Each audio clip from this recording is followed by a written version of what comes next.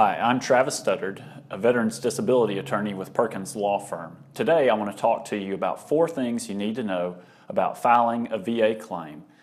First off, the most important thing to know perhaps is there's no time limit on filing your claim for VA disability compensation. Without knowing anything about the particulars of your claim, most likely you can still file a claim today for something that happened long ago. If you served in Vietnam, you can still file on Agent Orange exposure or some other condition, no matter how many years have passed. The important thing to remember, though, is while there's not a time limit on it, you won't be eligible for benefits prior to the date of your application. So in general, it's a good idea to go ahead and file your claim if you're considering doing so. The second point that you need to keep in mind is that now VA requires veterans to file their disability compensation claims on VA forms. In the past, this was different. You could file what they called an informal claim on a scrap piece of paper or a cocktail napkin or whatever and send it in to the VA. However, now they require you to use specific forms for your application. Generally, if you're filing for disability compensation, that's going to be a 21-526 application, or a lot of people use the 21-526EZ, which is essentially a shorter version of the same application. If you are a survivor of a veteran who has died and you're filing for DIC benefits, you would want to file a 21-535 form. Also, it's important to keep in mind that sometimes you need to file additional forms in addition to the application itself. For instance, if you're filing for TDIU, or Total Disability for Individual Unemployability, there's an additional form you need to file there, a 21-8940 form, which will get some more information about your employment history and reasons why you're unable to work. After you filed your application and received a decision, you may be like a lot of other veterans who disagree with the decision reached by VA.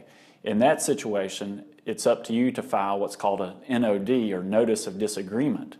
That's a form where you essentially are telling the VA that you disagree with the decision they reached and that you want to appeal it. That will start the appeals process within the regional office, and they will, someone else will reconsider your claim.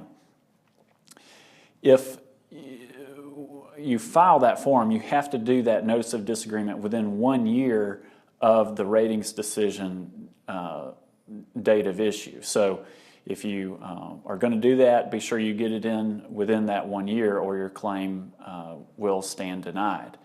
And that brings me to the 4th point that I want to discuss with you that you need to know about filing. If you applied in the past and were denied and you did not appeal, you still can bring that claim once again through what's called a reopened claim. So a denial may not stand forever. You can produce what's called new and material evidence and reopen that claim. The important distinction there is your claim will only be eligible from the date that you file to reopen. In other words, you won't be able to get retroactive benefits back to that original application that was denied and not appealed.